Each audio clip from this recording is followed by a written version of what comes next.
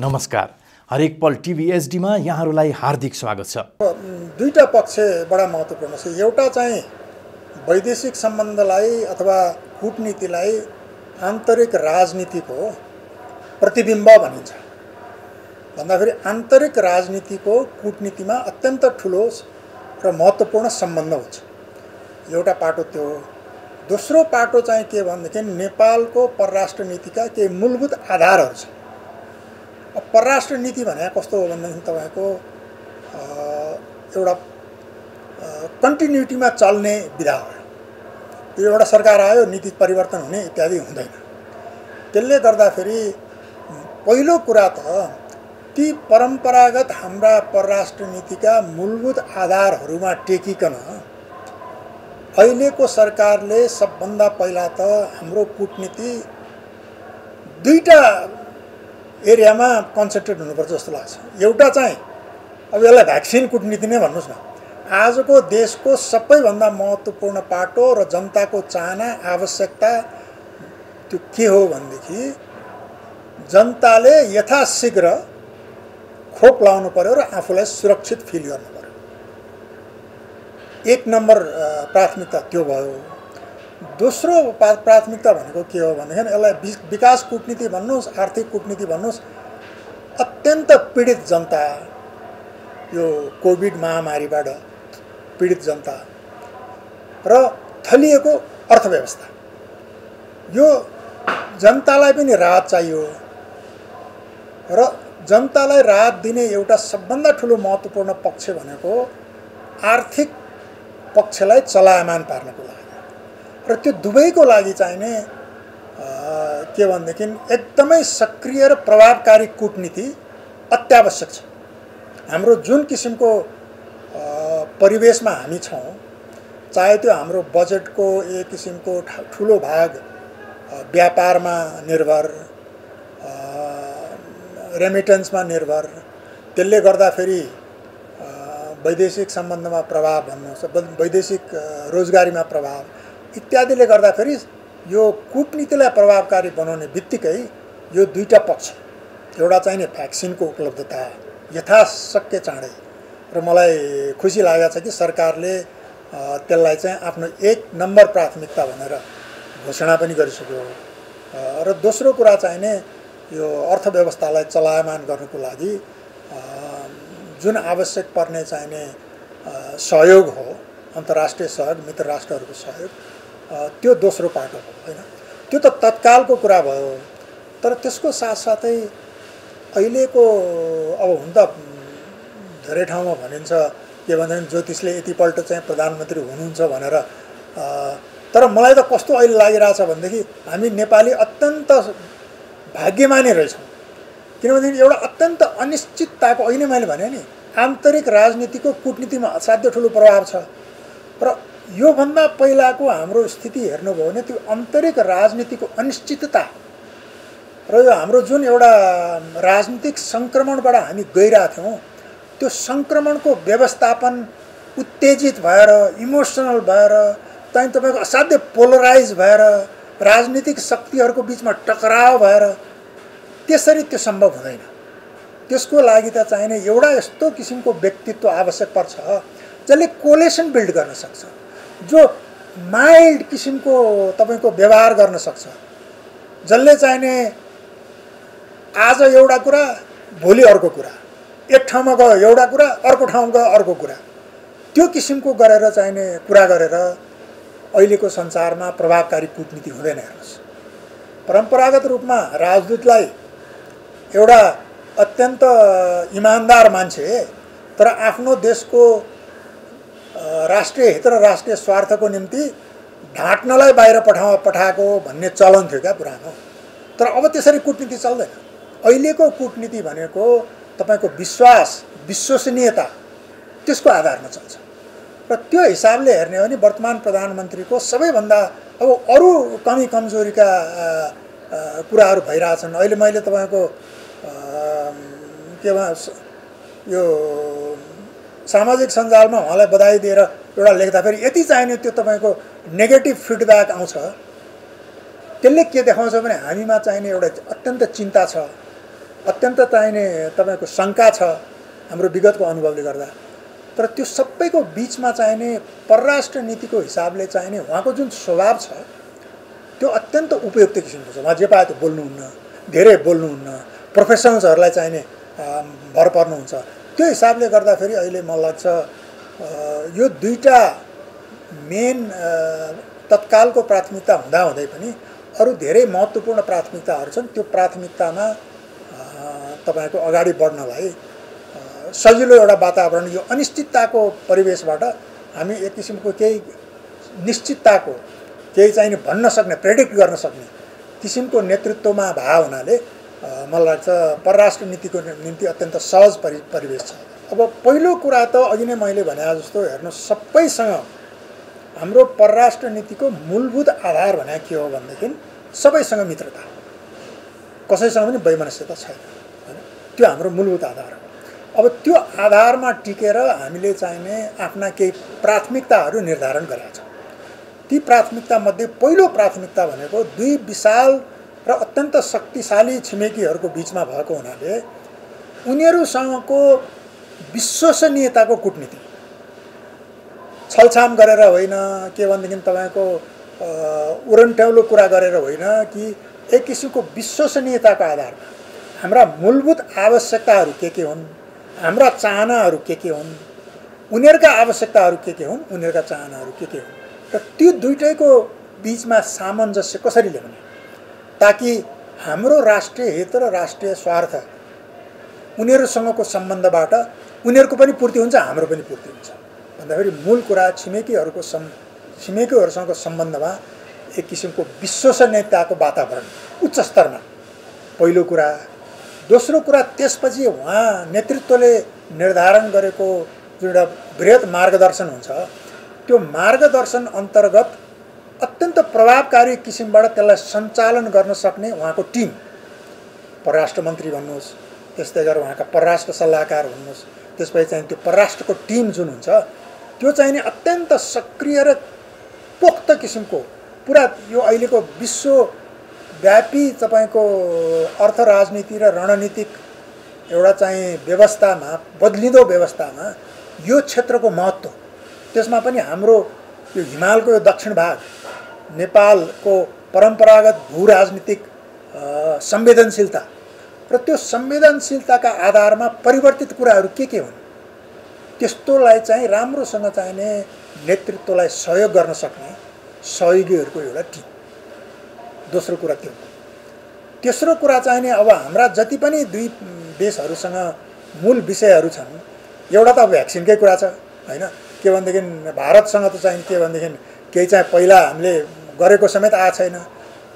बुझ्न सकिन्छ के भने भारत स्वयं चाहिँ यत्रो ठुलो यो महामारीको दबावमा छ, तर हामीले प्रभावकारी रूपमा हेर्नुहोस्, भारत र नेपालको बिचको सम्बन्ध भनेको कस्तो भने जब हाम्रो त खुला अहिले तपाईँले देखिरहनु भएको छ, हाम्रो बिचमा कति धेरै आवत जावत भइरहेछ भन्दाखेरि कूटनीतिक तौरबाट प्रभावकारी रूपमा भारत सुरक्षित हुनलाई नेपाली पनि सुरक्षित हुनु पर्यो, नेपालीले पनि खोप पाउनु पर्यो, हैन? त्यसको साथसाथै अब भारतीयहरूले पनि पाउनु पर्यो भन्दाखेरि नेपाललाई चाहिने खोपको लागि पनि प्राथमिकतामा राख्नु, भारत आफ्नै लागि पनि आफ्नै हितमा पनि छ भन्ने किसिमको कुरा एक नम्बर भयो। अब त्यस्तै गरेर चीनसँग चाहिने, अब चीनले अहिले तपाईँको विश्वव्यापी रूपमा यति धेरै भ्याक्सिन उपलब्ध गराइसकेका छ कि हिजो नै यदि हाम्रो प्रभावकारी कूटनीति भएको भए हाम्रो जस्तो सानो आपूर्ति फुलफिल गर्नलाई चीनलाई त्यति धेरै ठुलो कुरो थिएन।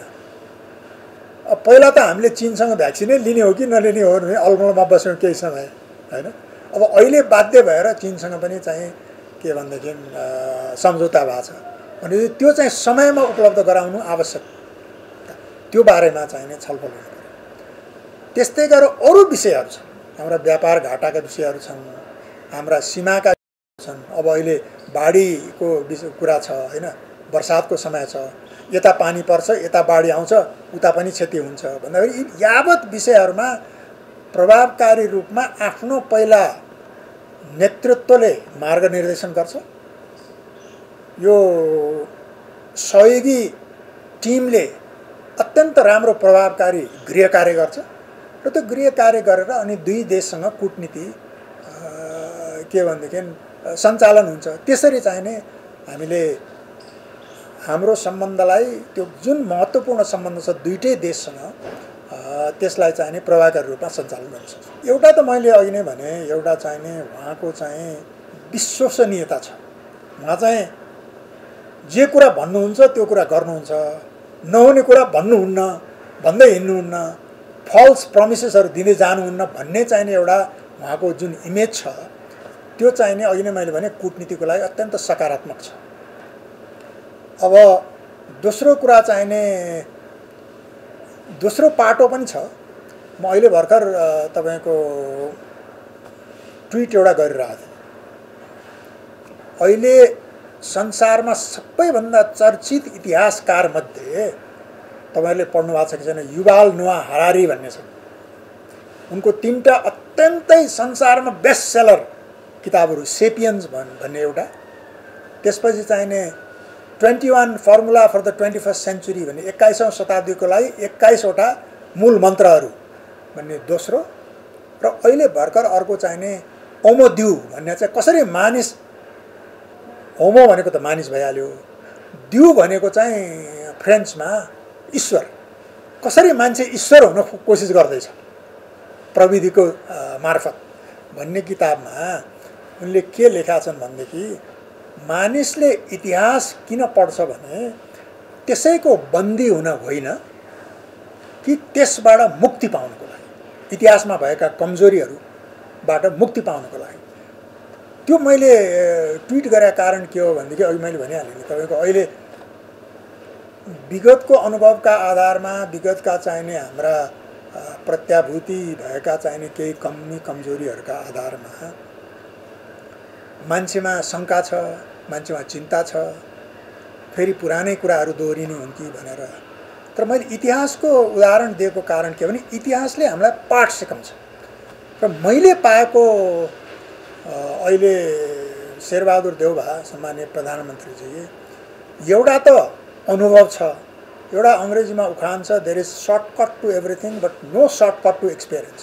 अनुभवको छोटकरी छँदै छैन। अनुभव भने स्वयं आफै अनुभव गरेर मात्रै प्राप्त हुन्छ भनेपछि एउटा त त्यो लामो अनुभव, चार पल्ट योभन्दा पहिला प्रधानमन्त्री हुनुको अनुभव छ।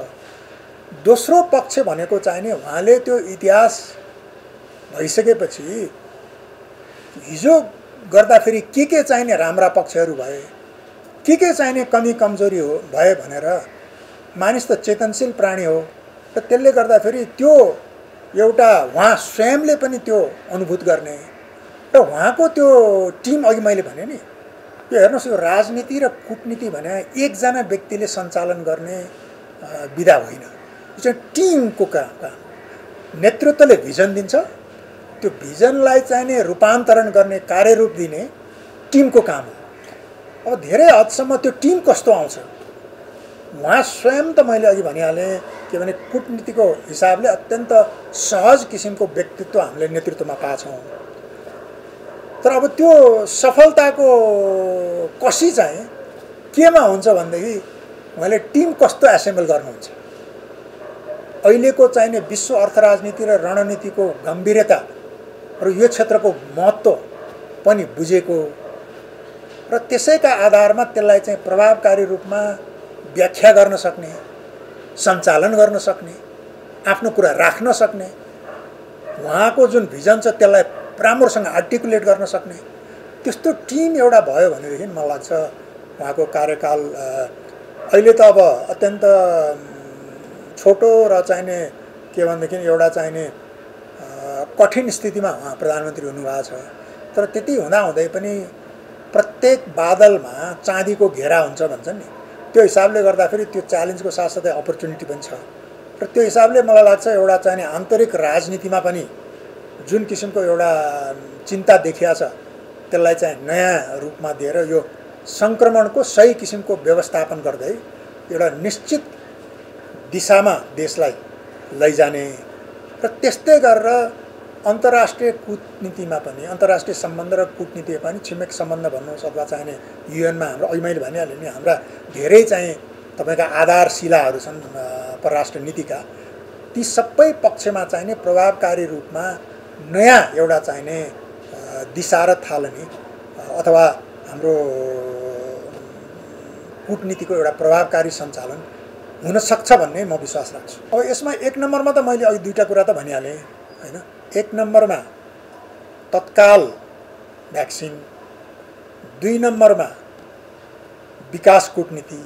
हाम्रो कूटनीतिको सम्पूर्ण ध्यान चाहिने देश र जनताको विकासमा केन्द्रित र त्यसको लागि सरकारलाई सहयोग पुर्याउने सहयोगीको भूमिका दुई नम्बर भयो।